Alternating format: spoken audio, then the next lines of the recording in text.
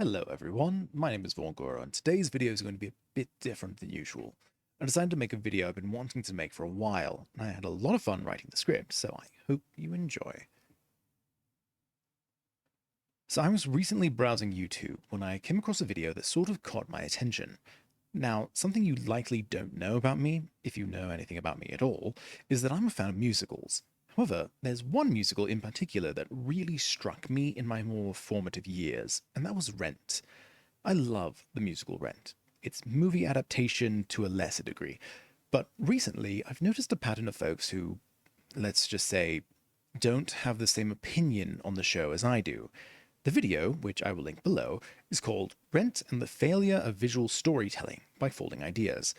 The main theme of the video is an examination of one particular scene, which the author goes into detail on why they think the scene is, well, a failure of visual storytelling. But while the main theme may be the visual storytelling of one particular scene, the video starts out by stating several common criticisms of the play, though they make it clear they are not going to tackle any of those additional criticisms people have with Rent. Now, they made this video several years ago, and their opinions may or may not have changed since then, but I've seen these same criticisms elsewhere, so I'm going to use this particular video as a good general example. In his video, he lists the criticisms as such. Number 1. Maureen is emotionally abusive and gaslights Joanne. Number 2. Mark is a misery tourist who refuses to use his relative privilege to help his marginalized friends. Number 3. Mark is an awful artist who exemplifies the worst habits of lazy artists. Number 4. Benny is making fairly sensible decisions, but rightful criticisms of gentrification are absent in favor of calling him a sellout. Number 5. Mark quits an incredibly well-paying part-time job just so he can finish cutting together his home movie, which is what? Number 6. The story commodifies the HIV epidemic as window dressing to give the characters a pathos of a death sentence rather than saying anything cogent or meaningful about the way society reacted to HIV and AIDS in the 80s. Number 7. Mark's principal concern for the homeless stems from his belief in the transitive artistic properties of suffering. Thus, living next to homeless people makes him and his art more authentic and real by extension. Now, I'm not trying to put words in the author's mouth, but the way they list and describe each criticism makes it at least reasonable to assume that the author agrees with all of these criticisms, plus the criticism that would be the main point of the video. However, while they are foregoing addressing these criticisms, I instead took issue with many of these issues that they seem to have taken issue with. Say issue again. To be clear, I have no quarrel or dislike for the author or their video. I may disagree, but I still respect their opinions. However, I will dedicate an entire video to addressing these criticisms of Rent, so if you're here because you hate Rent and just wanted to hear someone hate on it more, I will say, thank you for watching. I'd love if you'd hear me out to the end, but if you are leaving now, I hope you have a lovely day. We're going to go over each of these in turn and address what I believe is a case of misunderstanding character, purpose, and relations.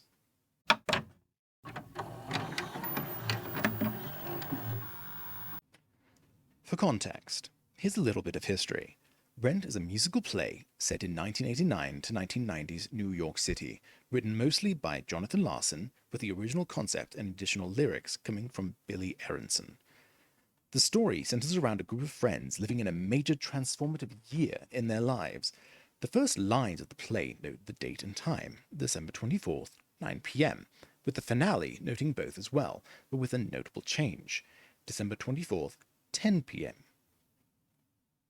Not to get too analytical here, but this change isn't just to differentiate the two songs. Instead, it shows progress forward. Our main cast consists of Mark the director, Roger the musician, both of which are penniless, Collins and Angel, the free spirit loving couple, Maureen and Joanne, the dysfunctional, possibly toxic couple, Mimi, the wild girl, and Benny, the sellout.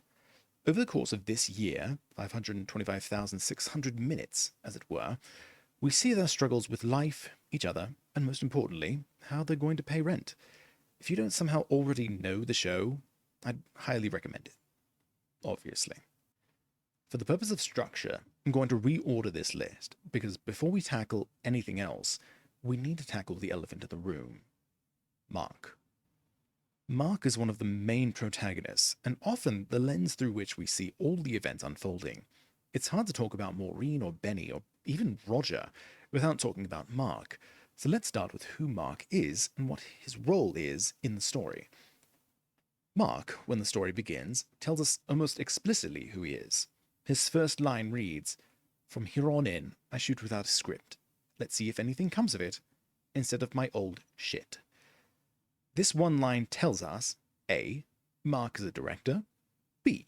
Mark used to write scripts to film, but realizing he was garbage at it, he stopped, and C.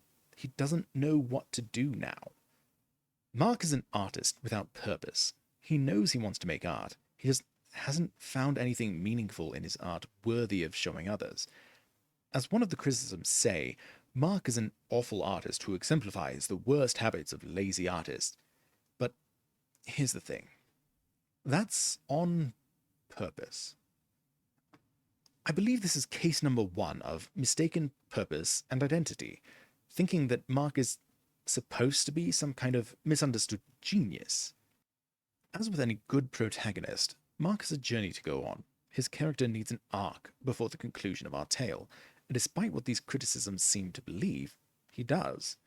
One of the key themes around our main protagonists, Mark and Roger, is their worldviews put in juxtaposition to their intended art. Roger is a musician who has tuned out the world around him, the musician who cannot hear, and Mark is the videographer who can't see the world around him, the director who cannot see. Throughout the play, Mark constantly puts himself in these awkward positions, or what these criticisms call misery tourism. But when Mark stops the police from harassing a homeless woman, it's not so he can get it on film. He stops them by using his camera as a way of scaring the police away. This idea is even thrown in his face when the homeless woman directly calls him out on this. You know, the whole, "Who the fuck do you think you are? I don't need no goddamn help from some bleeding heart cameraman. My life's not for you to make a name for yourself on." But Angel immediately comes to Mark's defense. She knows he had good intentions. He wanted to stop the police. Even the most blatant situation of misery tourism, when Mark accidentally interrupts the life support meeting, is a moment of growth for Mark. When he enters and interrupts the affirmation, he clearly doesn't understand the gravity of the situation, what everyone is there truly for. But as he sits there quietly, listening to the life experiences of those around him, he begins to actually see. Again, we return to the theme of director who cannot see. Throughout the play, Mark's journey is finding purpose, finding meaning in his art, and finding his vision. Remember, before this, he's only ever shot with a script, but now he's witnessing real life. This is all spelled out directly in the song What You Own. This song is the final stage in both Mark and Roger's journeys. Quote, "The filmmaker cannot see, and the songwriter cannot hear, yet I see Mimi everywhere. Angel's voice is in my ear." Alternating from Roger and Mark, respectively. Again, a clear juxtaposition with their art, yet they are starting to experience something from outside creeping in. By the end of the song, both of our protagonists are finally learning the lessons they've been ignoring this entire time. Quote again, "Angel, I hear you. I hear it. I see it. I see it. My film." That's Mark. Roger goes, "Mimi, I see you. I hear it. I hear it. I hear it. My song." Mark isn't a misery tourist for no reason. He needed to experience the world, and he's finally realized that the reason his art felt so hollow and vapid was because it was. He started this story filming everything to find some sort of purpose, and it worked. He realized that he could use his art to showcase poverty, homelessness, struggles of the common man, and in this way, he's found his purpose. Mark is no longer a bad artist who exemplifies the worst habits of lazy artists, but instead, a good artist who exemplifies the best habits of those who want to help others with their art. So, let's tackle the last big one. Mark quits a well-paying job to finish cutting his own film? What? Those lines in What You Own are followed by Lexi, call me a hypocrite. I need to finish my own film. I quit. Dying in America. This is important for Mark's arc because just getting a job and having money was never the point of Mark's character. Mark's arc, and thus his journey, was about finding direction and meaning in his art. People who criticize Mark seem to not understand this, which is kind of a fundamental theme of Rent as a whole. This play isn't about these fun, plucky friends who need to find good paying, stable jobs. This play is about the difficulties of artistry, connection in a fast paced and chaotic world, and living life to the fullest despite those things. We'll talk more about him in a second, but Benny is a sellout not because he's now rich with a steady job.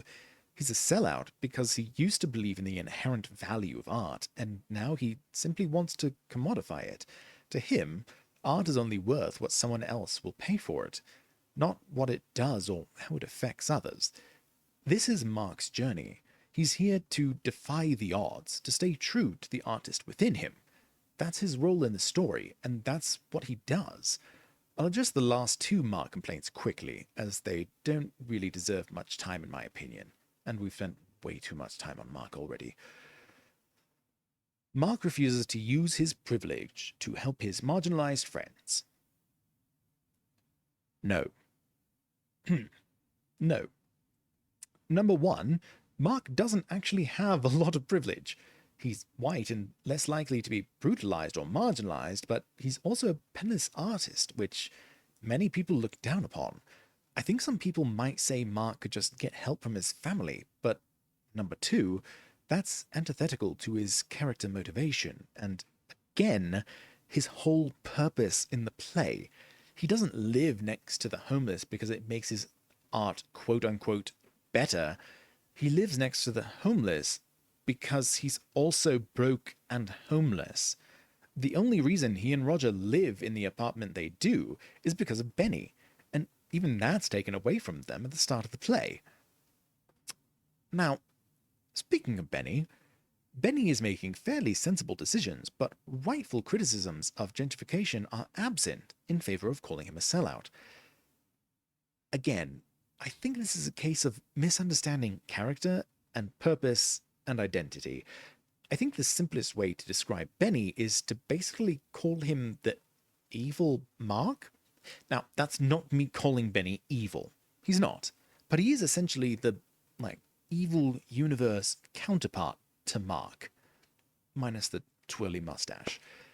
While Mark is faithful to his friends, Benny betrays them whenever it suits him. While Mark refuses to give up on his art, Benny eagerly abandoned his art so long as it can make him money.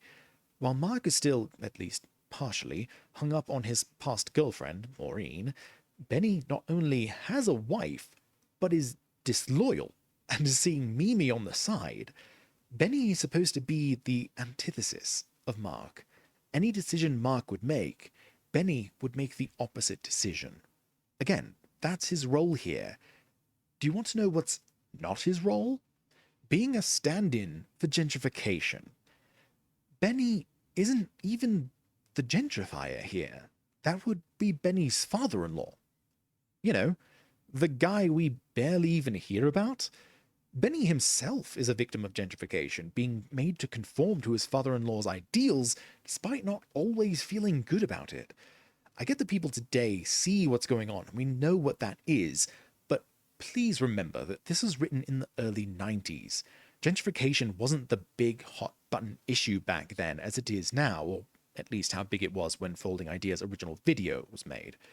Please, hear me when I say gentrification is real, and it's typically bad, and what's happening to Mark and Roger's block is likely a form of gentrification, which is bad.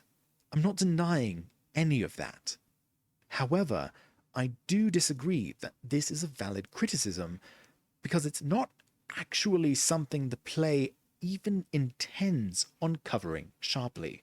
And I don't think it's something we should want it to cover either, because this play is already loaded with themes and topics, and any more would possibly have made it feel bloated and preachy.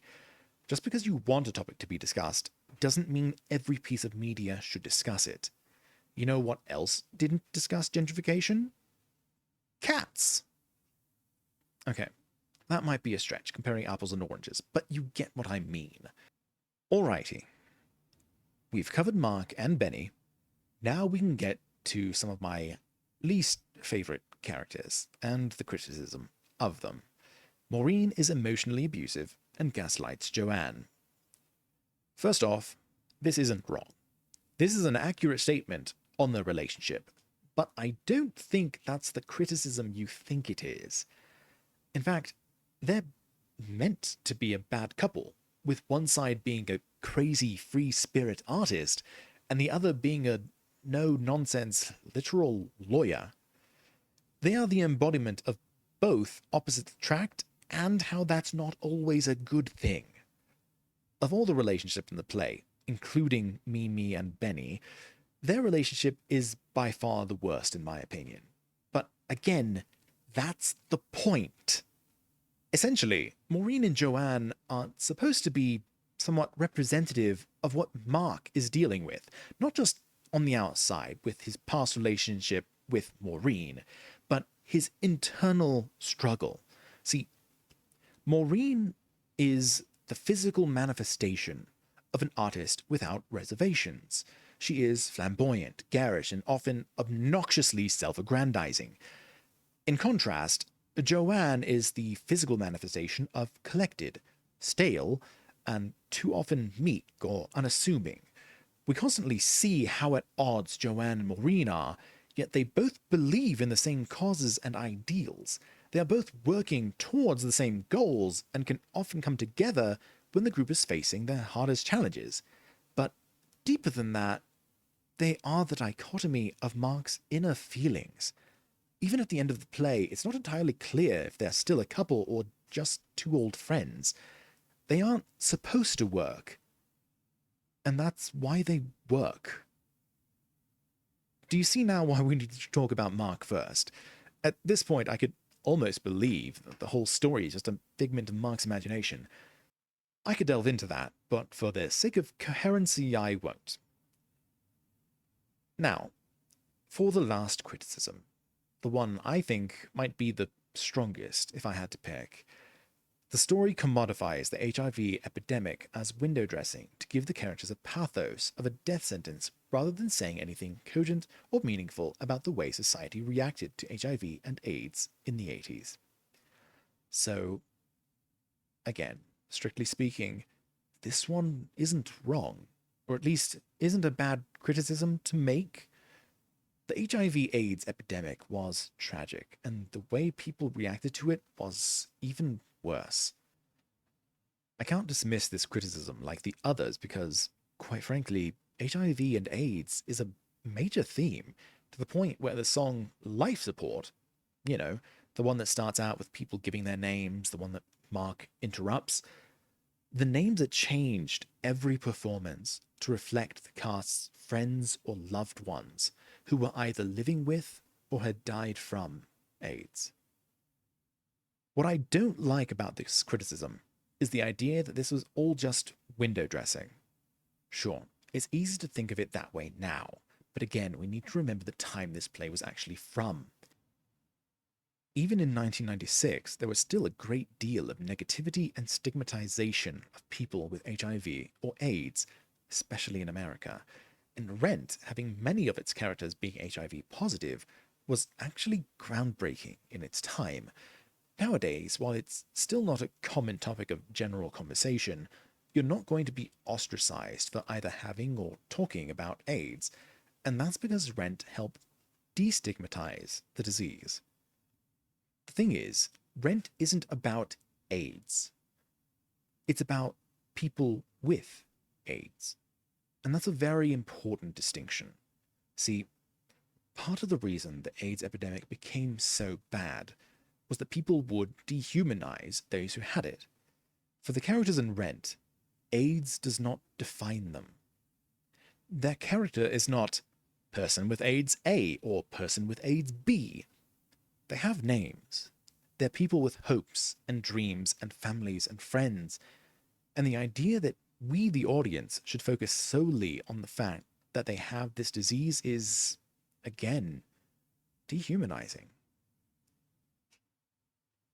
But it's also something that we can't ignore. I can't speak on whether I think Larson should have made a stronger statement in his work or should have made it less prevalent, but I can say I personally had never heard of HIV or AIDS until I first heard Rent. And instead of exposing me to a scary, terrible disease only bad people get, instead it exposed me to the love of friends, the hope for today, and kindness and caring that transcend even death. All right, I think I've gone on long enough, so I think we'll just end this one here. Maybe someday we'll talk about the characterizations of Roger, Mimi, Collins, and Angel, but today is not that day. Thank you for watching. If you liked the video, it would mean a lot if you hit that like button. If you didn't like the video, smash that dislike and tell me all your opinions in the comments below. Maybe if we get enough, I can make a video responding to your comments and whether I agree with them or not. We've got some other videos in the works, so please subscribe if you'd like to see more stuff like this. This is not my typical video, but I am hoping to get more out at some point. Do please as well check out the original video by Folding Ideas, which I've linked down in the description below. They make a lot of good things, so if you've somehow heard of me but haven't heard of them, please check them out. They're amazing. But you know who else is amazing? Spider-Man. But so are you for sticking around to the end. Sticking around like Spider-Man.